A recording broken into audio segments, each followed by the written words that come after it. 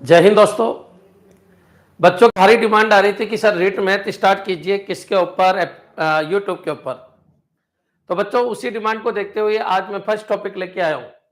पूरा syllabus according होगा। रीट का जो सिलेबस है वो लगभग पूरी पूरी मैथ ही डाल रखी है। और याद रखिए, रीट में सिलेक्शन भी उसी का होगा जिसकी मैथ अच्छी है, क्योंकि मैथमेटिक्स आपके 30 में से 30 क्वेश्चन सही करवा सकती है। और याद रखिए 30 में से 0 क्वेश्चन भी आपके सही करवा सकती है। ये आपकी एबिलिटी के ऊपर टिका हुआ है कि आपको मैथ कितनी आती है। और अगर नहीं आती है तो चिंता करने की कोई जरूरत नहीं है। मैं आपको पूरी मैथ केवल और केवल 20 दिन के अंदर तैयार करवा सकता हूं, किसकी, रीट की। तो आप मेरे साथ जुड़ते रहिए रोज आधे घंटे, और मैं एक एक कंसेप्ट को आपको समझा रहा हूं। पहला है पूर्ण संख्याएं, अभाज्य और भाज्य संख्याओं के बारे में बताइए। बस आपसे केवल इतनी चाहत है कि अगर किसी ने चैनल को सब्सक्राइब नहीं किया तो कीजिएगा। और अगर आपके कोई दोस्त है या फिर कोई ग्रुप है तो उन ग्रुपों तक इस वीडियो को पहुंचाइएगा। क्लियर? चलिए आगे बढ़ते हैं। और लाइक कभी रुकने नहीं चाहिए बच्चों। और अगर समझ में आ जाए तो बिल्कुल 2 या 3 शेयर प्रत्येक बच्चे को करना है। चलिए स्टार्ट करते हैं। आज का जो टॉपिक है उस टॉपिक का नाम है पूर्ण संख्याएं, अभाज्य और भाज्य संख्याएं। इनके बारे में पूरा विचार करते हैं। पूर्ण संख्याएं क्या होती है, अभाज्य क्या है और भाज्य क्या है। क्लियर? तो चलिए स्टार्ट करते हैं। बच्चों सबसे पहले इतना सा आपको ध्यान रखना है कि जो नंबर है वो किस तरीके से बटे हुए हैं उसको अपन को देखना है। देखिए पूरा जो नंबर होता है उसको कॉम्प्लेक्स नंबर कहते हैं। ये पॉइंट आपके दिमाग में रख लीजिए। कॉम्प्लेक्स नंबर सबसे बड़ा नंबर है बच्चों। क्लियर? कॉम्प्लेक्स नंबर जो है वो बहुत बड़ा एरिया है कॉम्प्लेक्स नंबर। अब इस कॉम्प्लेक्स नंबर को 2 टुकड़ों में बांटा गया है। एक तो कौन सा बच्चों, रियल, और एक क्या बांटा गया, इमेजिनरी। बच्चों क्लियर? तो ये पॉइंट आपको ध्यान रखना है, रियल और इमेजिनरी। बच्चों क्लियर? यानी इसको बोलते हैं काल्पनिक और इसको क्या बोलते हैं, वास्तविक। ये पॉइंट आपके क्लियर हो जाना चाहिए। अपन को क्या करना है, अपन को इस एरिया को अच्छी तरीके से तैयार करना है, क्योंकि यही अपने कोर्स में है। कॉम्प्लेक्स का मतलब हर चीज कॉम्प्लेक्स है बच्चों, पूरा ब्रह्मांड है। नंबर का जो दुनिया है वो क्या है, कॉम्प्लेक्स है। और उसके भी 2 पार्ट है, एक तो रियल और एक क्या है, इमेजिनरी। अच्छा रियल की बात करूं तो रियल क्या है, अरविंद सर रियल है, अंबिका क्लासेस रियल है, पृथ्वी रियल है, चाइना रियल है, अमेरिका रियल है, भारत रियल है, ये सब रियल है। लेकिन अगर कोई ये कहे स्वर्ग और नरक क्या है, तो बच्चों हो सकता है ये हो, लेकिन अभी ये इमेजिनरी है। माने गए हैं कि अच्छे काम करोगे तो स्वर्ग में जाओगे, बुरे काम करोगे तो नरक में जाओगे। तो बच्चों याद रखिए वो इमेजिनरी की तरफ आएंगे। ये पॉइंट आपके क्लियर हो जाना चाहिए। रियल क्या है, जिनमें पता है कि कौन छोटा है कौन बड़ा है, जिनको देखा जा सकता है, जिनको इस लाइन के ऊपर रिप्रेजेंट किया जा सकता है, जिसको नंबर लाइन कहते हैं, इसके ऊपर रिप्रेजेंट कर सकते हैं, उसको क्या कहते हैं, रियल। जैसे 0 है, 1 है, 2 है। बच्चों क्लियर? सबको पता है 1 से बड़ा 2 है। बच्चों 0 से छोटा -1 है, इससे छोटा -2 है। तो इधर जाएंगे तो नेगेटिव होगा, उधर जाएंगे तो पॉजिटिव होगा। बच्चों क्लियर? एक चीज और दिमाग में रखिएगा, इधर से इधर जाने पे वैल्यू बढ़ती है, यानी लेफ्ट टू राइट की तरफ मूवमेंट करेंगे इस लाइन के ऊपर तो वैल्यू बढ़ जाएगी। 0 से बड़ा 1 है, 1 से बड़ा 2 है। बच्चों -1 से बड़ा 0 है, -2 से बड़ा -1 है। तो रियल नंबर वो है जो इस लाइन के ऊपर रिप्रेजेंट किए जा सकते हैं, उनको क्या कहते हैं, रियल नंबर। क्लियर? ये पॉइंट आपके दिमाग में होना चाहिए कि रियल नंबर वो नंबर है जिनको इस लाइन के ऊपर रिप्रेजेंट किया जा सकता है।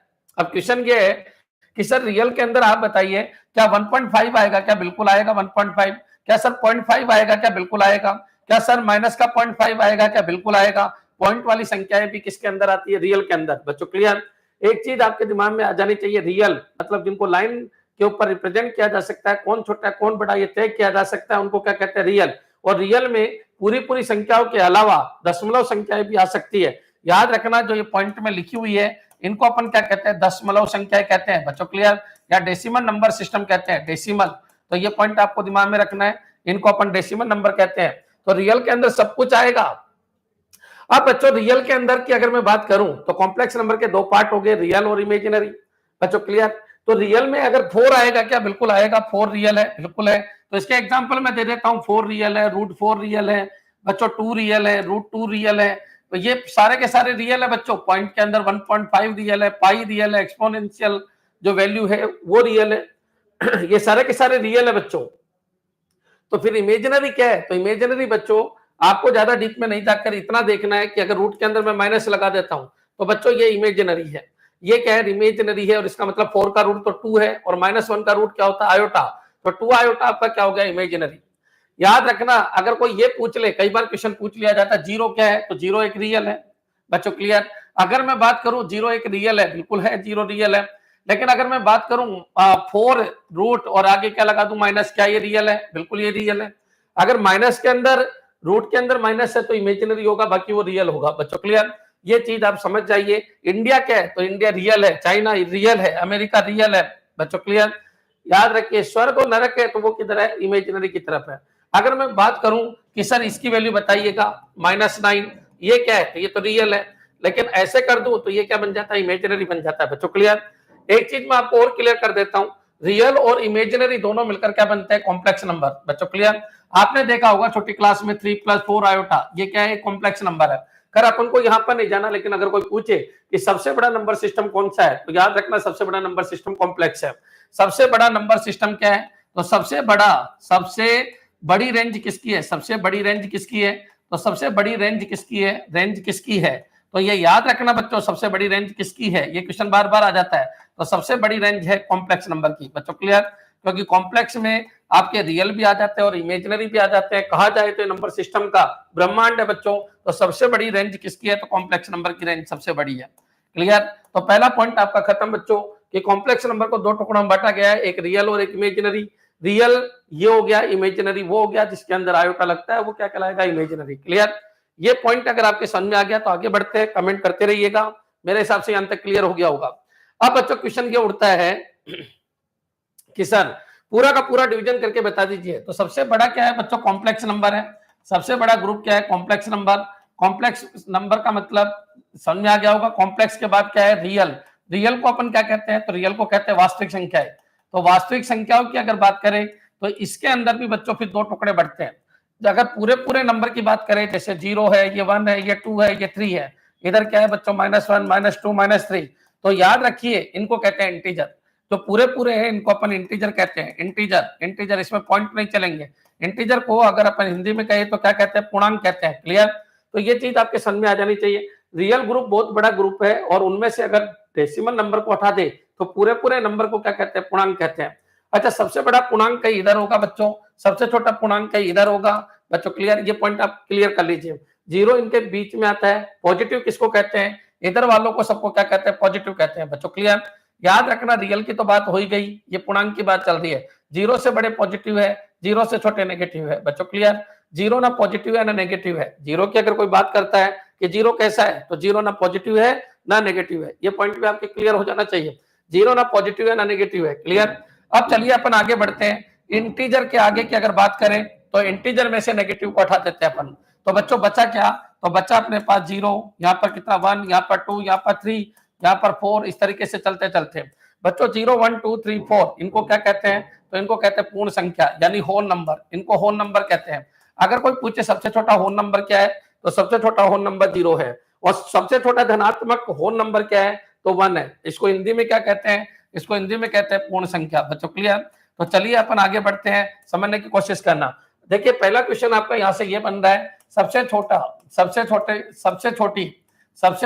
पूर्ण संख्या क्या है, सबसे छोटी पूर्ण संख्या क्या है। तो सबसे छोटी पूर्ण संख्या रिट लेवल पे क्वेश्चन बन जाता है, संख्या क्या है, तो सबसे छोटी पूर्ण संख्या 0 है। अच्छा, दूसरा क्वेश्चन क्या बनता है, सबसे छोटी धनात्मक पूर्ण संख्या क्या है, तो सबसे छोटी धनात्मक पूर्ण संख्या, सबसे छोटी धनात्मक पूर्ण संख्या क्या है, तो धनात्मक पूर्ण संख्या क्या होगी बच्चों, पूर्ण संख्या, धनात्मक पूर्ण संख्या क्या है, तो धनात्मक पूर्ण संख्या होगी कितनी बच्चों, 1।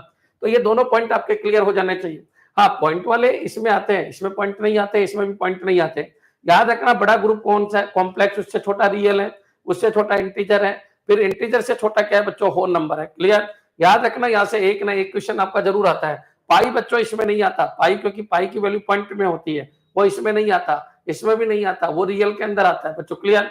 ये पॉइंट आपको ध्यान रखना है। इंटीजर मतलब पूरे पूरे नंबर। बच्चों क्लियर? चाहे वो नेगेटिव हो चाहे पॉजिटिव हो, पूर्ण हमेशा पूर्ण नॉन नेगेटिव होते हैं, ध्यान रखनी। नॉन नेगेटिव इंटीजर कहते हैं इसको, क्योंकि इंटीजर जो नॉन नेगेटिव है इसका मतलब 0 भी चलेगा। बच्चों क्लियर? सबसे छोटी धनात्मक पूर्ण संख्या क्या है बच्चों, 1, और सबसे छोटी पूर्ण संख्या क्या है, 0। क्लियर? नेक्स्ट चलिए आगे बढ़ते हैं। इसी में बच्चों जब 0 हट जाता है तो क्या बन जाता है, नेचुरल नंबर। बच्चों क्लियर? यहीं पर नेचुरल नंबर, ये लीजिए 1 2 3 4। बच्चों क्लियर? इस तरीके से चलता है। तो अगर कोई ये पूछे सबसे छोटा नेचुरल नंबर क्या है, 1।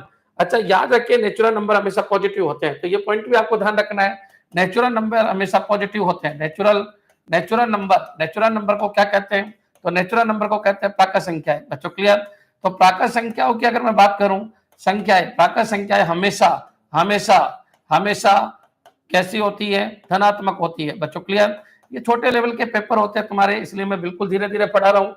नेचुरल नंबर यानी प्राकृत संख्याएं हमेशा धनात्मक होती है। बच्चों क्लियर? चलिए, होती है। अब क्वेश्चन ये उठता है कि सर ये बताइए सबसे छोटी नेचुरल प्राकृत संख्या क्या है? तो सबसे छोटी प्राकृत संख्या, एक स्टार और लगा देता हूं, समझना। सबसे छोटी प्राकृत संख्या, सबसे छोटी प्राकृत संख्या कितनी होगी? सबसे छोटी प्राकृत संख्या आपकी कितनी होगी बच्चों? 1 होगी। बच्चों क्लियर? तो ये पॉइंट भी आपके क्लियर हो जाना चाहिए। अब बच्चों ये तो यहां तक तो आपके क्लियर है कि ठीक है, सबसे बड़ा कॉम्प्लेक्स, फिर रियल में पॉइंट आएंगे इंटीजर के अंदर पॉइंट नहीं आएंगे, पूरे पूरे आएंगे नेगेटिव से पॉजिटिव। अगर नेगेटिव को हटा देंगे तो इंटीजर बच जाता है, सॉरी होल बच जाता है, और जीरो को हटा देंगे तो क्या बच जाता है? इसको अपन कहते हैं नेचुरल नंबर सिस्टम कहते हैं, नेचुरल या फिर क्या कहते हैं? प्राकृत। बच्चों क्लियर? तो ये पॉइंट आपके दिमाग में आ जाने चाहिए। याद रखना बच्चों, इनमें से एक क्वेश्चन और आता है कि इनके ऑर्डर को समझाओ। तो बच्चों इतना आपको दिमाग में रखना है, इसको कहते हैं कॉम्प्लेक्स नंबर सिस्टम, और इसको क्या कहते हैं? Real number system. बच्चों क्लियर? रियल के बाद क्या आता है? तो इंटीजर नंबर सिस्टम, इंटीजर, और इंटीजर के बाद क्या आता है? तो इंटीजर के बाद आता है होल नंबर सिस्टम, और होल के बाद क्या आता है? तो होल के बाद आता है नेचुरल नंबर सिस्टम। बच्चों क्लियर? तो याद रखिए, इनमें सबसे बड़ा है कॉम्प्लेक्स से छोटा कौन है? तो कॉम्प्लेक्स से छोटा है रियल से छोटा कौन है? तो इससे छोटा इंटीजर से छोटा कौन है? तो इंटीजर से छोटा होल है, और होल से छोटा कौन है? नेचुरल। ये वर्ड याद रख लीजिए, इंपॉर्टेंट है, यहां से क्वेश्चन बन जाता है कि आप बताइए इनमें ऑर्डर क्या है। तो ऑर्डर क्या है मेरे हिसाब से सभी बच्चों के क्लियर? ये क्या है? कॉम्प्लेक्स, फिर क्या है? रियल, फिर क्या है? इंटीजर, फिर क्या है? होल, फिर क्या है? नेचुरल। तो बच्चों याद रखिए, जो नेचुरल है ये कहां से स्टार्ट होता है? 1 2। बच्चों ये कहां से स्टार्ट होता है? 0 2। बच्चों क्लियर? ये कहां से स्टार्ट होता है? तो यहाँ 0 होता है, इधर नेगेटिव, इधर पॉजिटिव। बच्चों क्लियर? रियल क्या होता है? तो याद रखिए, पॉइंट वाले डेसिमल वैल्यू चलेगी, डेसिमल वैल्यू को ये अलाउ करेगा। बच्चों क्लियर? पॉइंट वाली वैल्यू को अलाउ करेगा, ये पॉइंट वाली वैल्यू को अलाउ नहीं करेंगे। और कॉम्प्लेक्स क्या है? तो कॉम्प्लेक्स बच्चों रियल प्लस इमेजिनरी दोनों तरीके के डेटा इसके अंदर आते हैं। बच्चों क्लियर? चलिए आगे बढ़ते हैं। तो पहला पॉइंट तो आपका खत्म है। तो पहला पॉइंट क्या है बच्चों? रियल संख्याएं कौन कौन सी है? बच्चों क्लियर? तो पूर्ण संख्याएं क्या होती है? होल नंबर्स के बारे में मैंने आपको समझाया। तो होल नंबर क्या है बच्चों? आपका 0 1 2 3 4, इनको होल नंबर कहते हैं। क्लियर? चलिए आगे बढ़ते हैं बच्चों, अब इनकी और थोड़ी चर्चा कर लेते हैं। फर्स्ट पॉइंट आपके समझ में आ गया, सेकंड आपके समझ में आ गया, थर्ड भी आपके समझ में आ गया, फोर्थ के ऊपर आइए। क्लियर? चलिए आगे बढ़ते हैं। हाँ जी, अगर आपके कोई ग्रुप है तो उनमें शेयर करते रहिए, फर्स्ट क्लास है, धीरे धीरे बच्चे जुड़ जाएंगे। क्लियर? और अगर क्लास आपको अच्छी लगे तो जरूर लोगों को बताइए, क्योंकि यहां से आपके 30 नंबर बिल्कुल पक्के हैं। क्लियर? चलिए आगे बढ़ते हैं बच्चों, आगे बढ़ते हैं अपन। एक होता है प्राइम नंबर। बच्चों क्लियर? प्राइम नंबर क्या होता है? और कंपोजिट नंबर क्या होता है? बच्चों क्लियर? कंपोजिट नंबर क्या होता है? इंग्लिश में भी मैं लिखता जा रहा हूं और हिंदी में भी लिखता जा रहा हूं।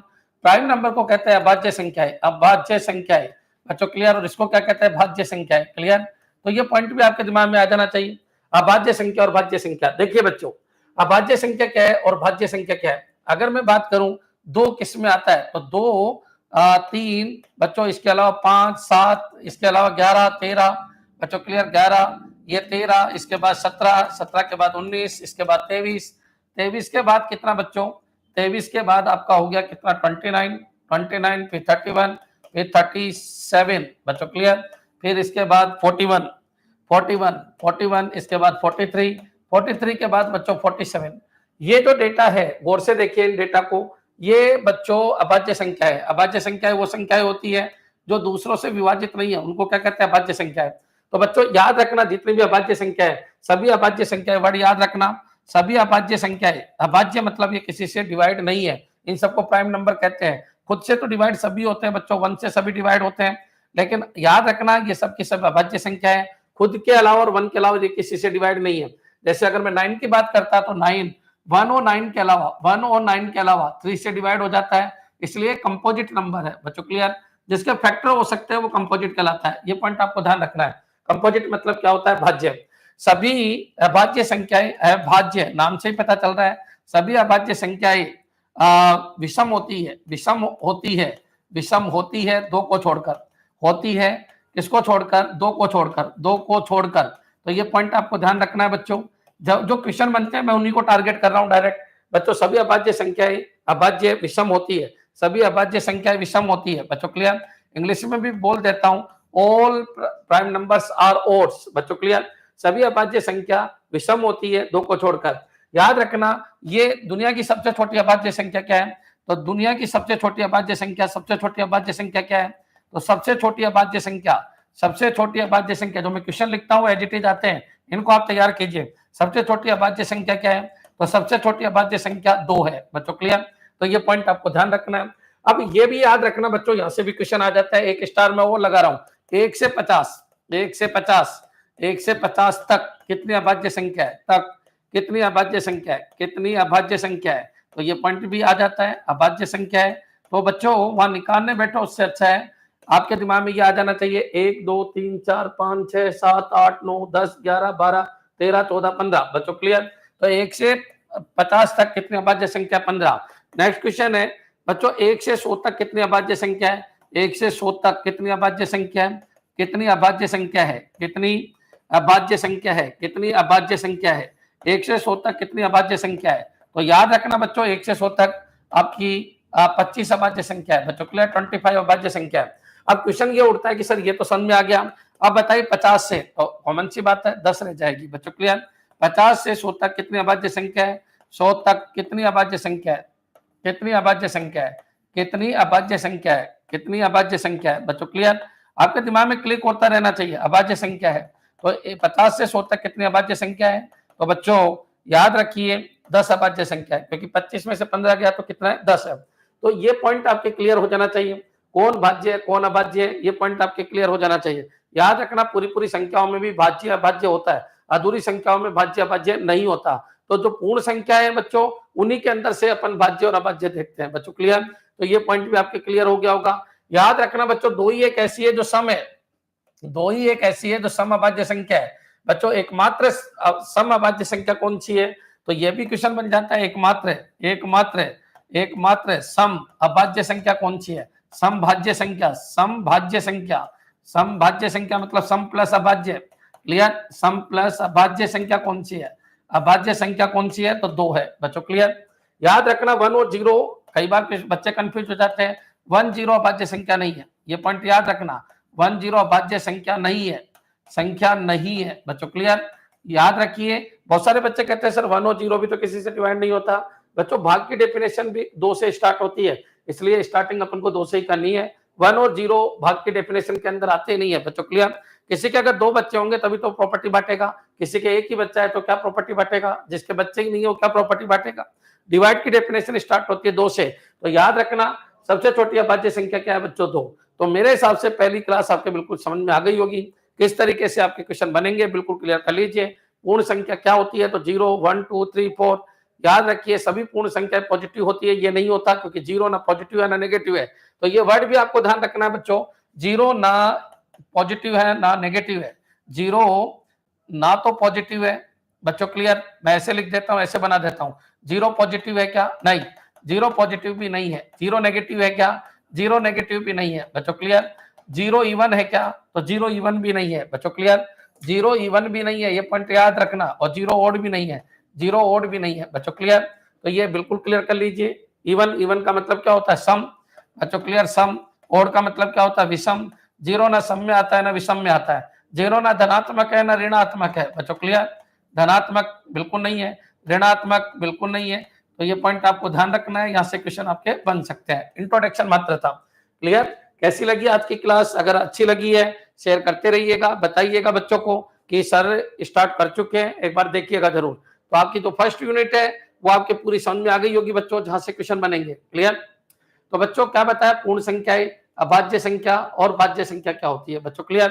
अब बच्चों अपन आगे बढ़ेंगे कल, लेकिन ये यहां तक का कंसेप्ट आपके क्लियर होना चाहिए। कल फिर आगे लेंगे बच्चों, लगभग 20 से 30 मिनट के बीच में मैं क्लास लूंगा, एक टॉपिक आपका कवर कराऊंगा। जितने भी क्वेश्चन लिख रहा हूं उनको तैयार करके जाइए, मेरी गारंटी है उनसे बाहर एक भी क्वेश्चन नहीं आएगा। धन्यवाद।